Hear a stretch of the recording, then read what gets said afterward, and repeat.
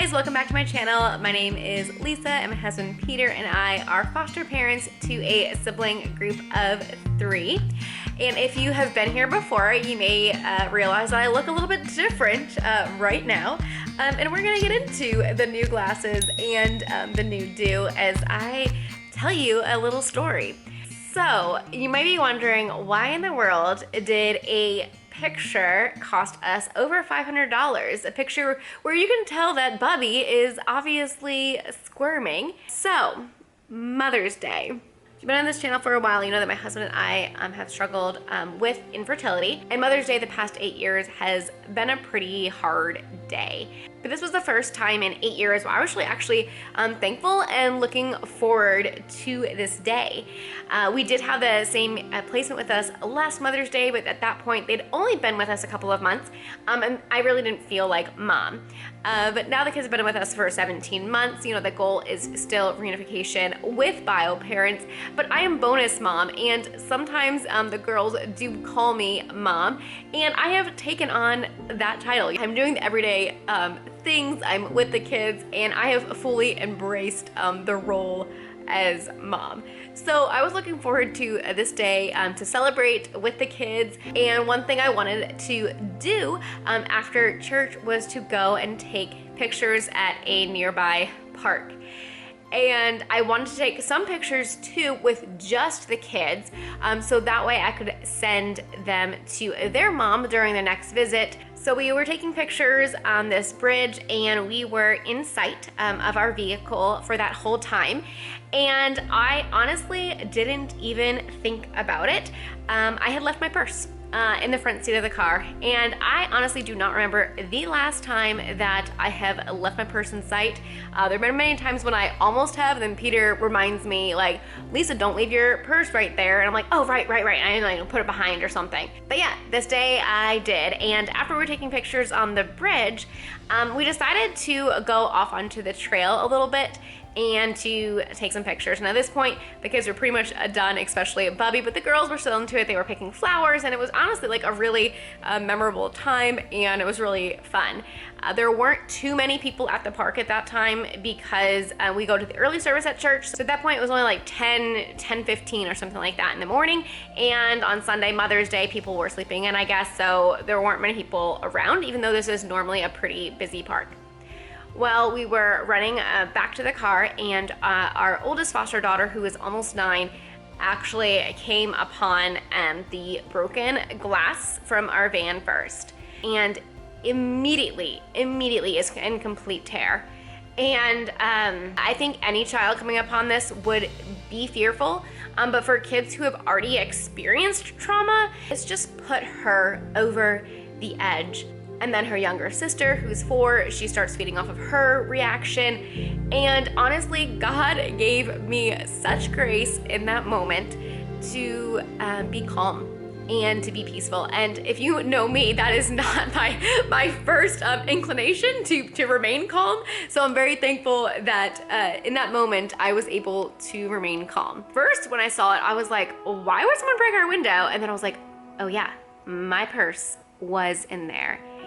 So that was a very sinking feeling. So because we were at a park, there were swings nearby. So I took the kids to the swings while Peter called the police to file a police report. And Peter also called one of our close friends who was nearby, who was able to bring a broom and gloves, but we didn't have any work gloves or things like that. And there was so much glass on the front seat of the car that, like, you didn't want to scoop it out with your hand.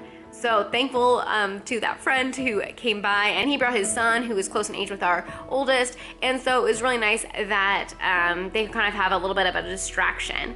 Well, almost immediately I posted on our town's Facebook page and just said, like, hey, look, if you needed the cash, which by the way, there was maybe $30, I know there was a 20, and I think a couple of dollars and maybe a 5, so it was less than $30 was in there. I was like, if you need the cash, please keep it, but please return everything else. Because I had the kids' medical cards in there, obviously our credit cards, which we were able to call and cancel right away, the WIC card in there, and I still had benefits for the month to be able to use. I had our zoo membership, our children's museum membership, and just like a bunch of things. And I even had treats in there for the kids. Actually, they were some fortune cookies from a restaurant we had went to the day before.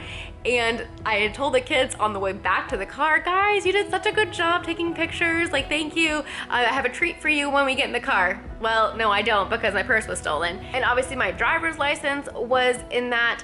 Now, thankfully, I do not like carry any super identifying information, like social security card or anything like that. But it was definitely a sinking feeling knowing we're at the park right now and my address is on our driver's license, so they know that we're not there.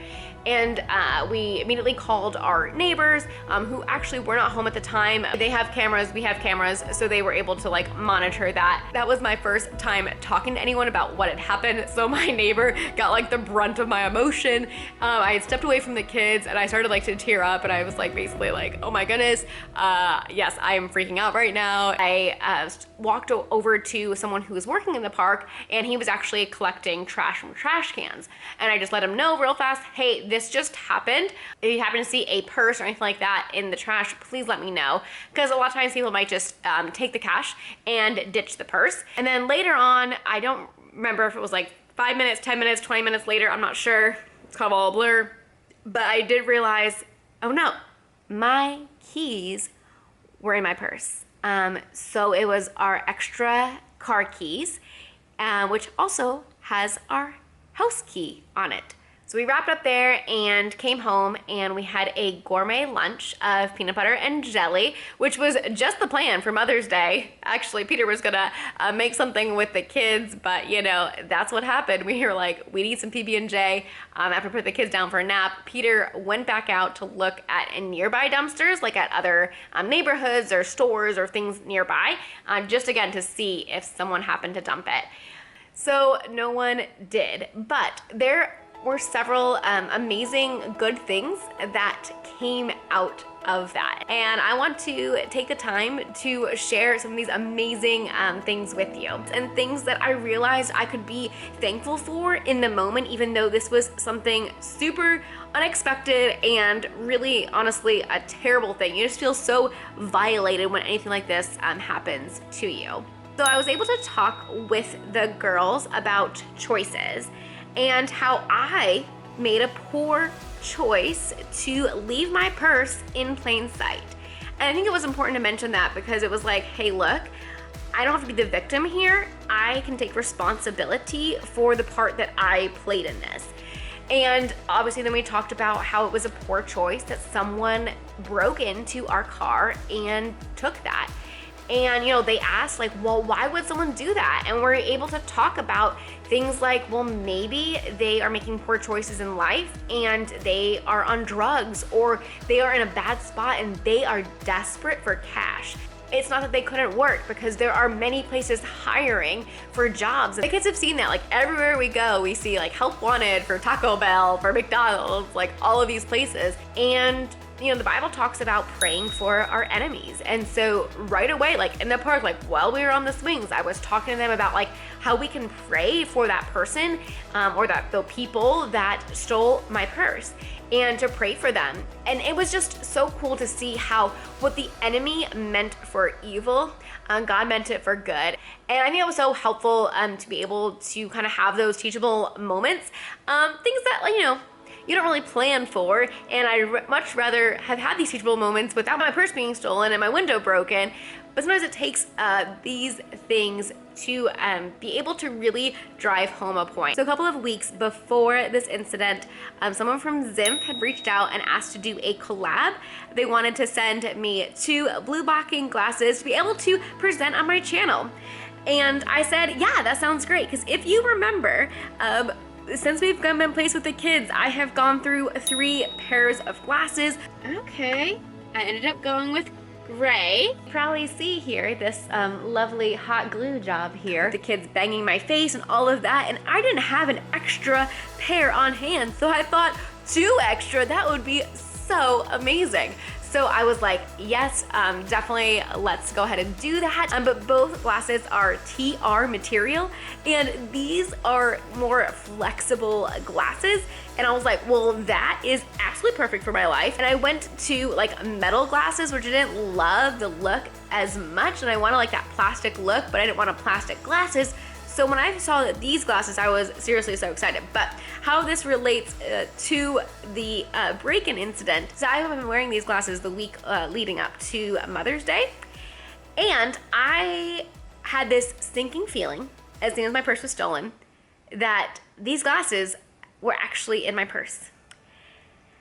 And I was like, oh no, I promised to do a collab with these people, and now I lost their glasses.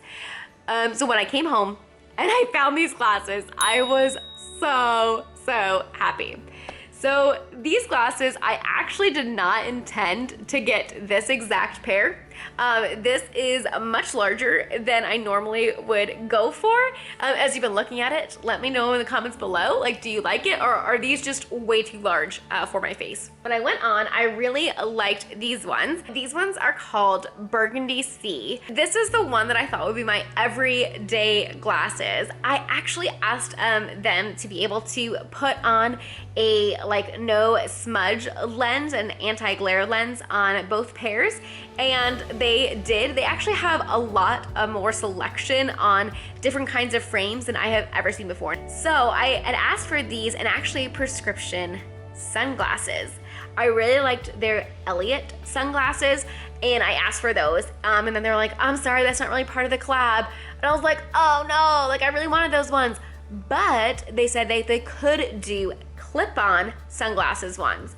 And I'm thinking like clip-on, like the 1980s, like, you know, really like bulky, like metal. And I was like, I don't know, but sure, I want some sunglasses because I know I'll use those when driving or things like that. So I asked for these ones, and these ones are the Massimo Gray pink clip-ons. The reason that these ones are so big is because they actually turn into sunglasses when you just clip them on. I'm not used to doing it with one hand, but it is seriously so easy to take this on and off. So they have a magnet in the middle and on the sides, and then you can just boom, clip and go. Like, how amazing are these sunglasses? So I was so excited for these, and the reason that these ones, when you're looking at the light, you can see some like red and stuff, is because I asked for driving lenses for these ones. So I have built glasses on 2 other companies. I had never seen that option before on glasses. So I honestly do not like driving at night. I don't like all the headlights. It's sometimes hard for me, I feel like, to see the lines of the road if they're not like super clear paint. And so I was so excited, and I am so excited to have these. So I've been using these as my driving glasses. And honestly, I've been wearing them a lot more than that because I really like them. At first when I put them on, I was like, these are way too big for my face. I don't think I'll ever wear them except for the sunglasses, but I don't know, I really like them. They feel like they're hardly there, and I seriously love when I just step outside with the kids. As we've been going in and out a lot, I can just snap on the sunglasses part. So now that I have a pair of prescription sunglasses as well as 2 other glasses, I feel like I am set. And I want to show you real fast too how the blue light blocking works. This is a picture that our oldest A recently drew, and this is a blue light kind of flashlight thing. So I'm going to shine it here. As I'm shining it through, do you see a little bit on the paper? And I'm going to take it away. You see that, and then bring it back. And so it's blocking a lot of the blue light, and blue light is bad for you because it keeps you up at night. This is the other pair. So you can see that it really takes out a lot of that dangerous blue light for your eyes, because if you're looking at your phone at night, then you might be staying awake, and the blue light glasses can help you to be able to sleep better. If you build these glasses out and get like the anti-smudge lens and the driving lens and the blue light, it's still gonna cost you like under like $60, $65, which is just incredible. So I am so excited for these blue light blocking glasses. If you're interested in getting a pair for yourself, go ahead and in the description below, I have the exact 2 frames that I have. So now you might be wondering about my hair. How in the world does the incident that happened on Mother's Day have to do with my haircut? Well, remember I said that I posted that Facebook post on our town's chatter page? Well, a stranger to me and a completely kind lady reached out, private messaged me and said, hey, you know, I lost my mom a couple of years ago, and every Mother's Day I try to really bless another mom. And I got so busy I didn't pick a mom this year, and I would love to bless you. And I was like, wow, that is so amazing. She's like, I have a couple things in the works, so I will let you know tomorrow what I end up doing. And I was like, wow, just knowing that someone else is thinking of you was so kind. Well, she sends me a $200 gift card to a nearby salon so I can go and get myself pampered. I was blown away by her kindness. I was able to get my hair cut yesterday, and with everything that's been going on recently, not just with Mother's Day thing, but there's been a lot of stuff with the kids recently, which maybe I'll be able to share at some point with you guys. But I just needed some pampering time, and I was so excited to be able to just go and treat myself to a really awesome haircut. And I just decided to go super short. I have not had it this short since like 2009, so it's been a really long time, but I do love it. It's really fresh for summer, and I'm very thankful for that. And not only her, but a local restaurant owner reached out and said, hey, please come and get a pizza on us. And so we got some Magoo's California pizza. He even threw in a dessert and some breadsticks, and just so amazing, the kindness of other people. And I was able to share these things with the kids. And I said, yeah, look, like what this one person did, like that was terrible. Like that was a really poor choice that they made. But look, the majority of people are absolutely awesome. And I just want to be able to help them focus on that. And so I thank you to those who helped us rewrite the narrative for our kids. And I even had a local barbershop owner who reached out and said, hey, if you need help with your groceries this month, just like, please let me know. Come by and barbershop and I'll give you some cash. I didn't take him up on that offer because at this point in our life, like, yes, this was a terrible thing, and it was really inconvenient to have to go and get the window fixed and go and get a new purse, which I actually really like my new purse. I got a smaller purse, so it is easier to hide if I need to. And I got a new wallet, and we also now for our keys, but based on a recommendation, now have air tags on our keys and things like that. So if that ever were to happen again and someone like threw out our keys, we'll be able to go find it, because getting a new key and getting our keys reprogrammed so the old key would not work was like $200 for that. So yeah, there was definitely some expenses, and just honestly the time factor and calling all the places and getting all the cards replaced, and just the emotional was worse than the financial. That always hasn't been the case for us. And so I'm very thankful for people who reached out and were like, hey, like if you need help with your groceries, like I'll be there and help you with it. There's lots of you know, bad stuff that happens, and you always hear about the bad, but I also want to share the good, and especially for kids, to be able to help them reframe what they are thinking about is just so important, especially as a foster parent, to be able to speak life into the kids who are in your care. What they're going through is terrible. The trauma that they've experienced is not fun, and there's a lot of emotions that young kids honestly should not ever have to process. But how can we, as parents, as caregivers, as foster parents, be able to walk through that with a child, whether they're your biological kids or your foster kids? My Mother's Day actually turned out to be pretty good. The kids, I felt like, were extra sweet because they felt terrible that my purse was stolen. So anyways, thank you for listening to this story. Please let me know if there are video topics that you want me to talk about as related to foster care, and we will see you in the next video. Bye guys.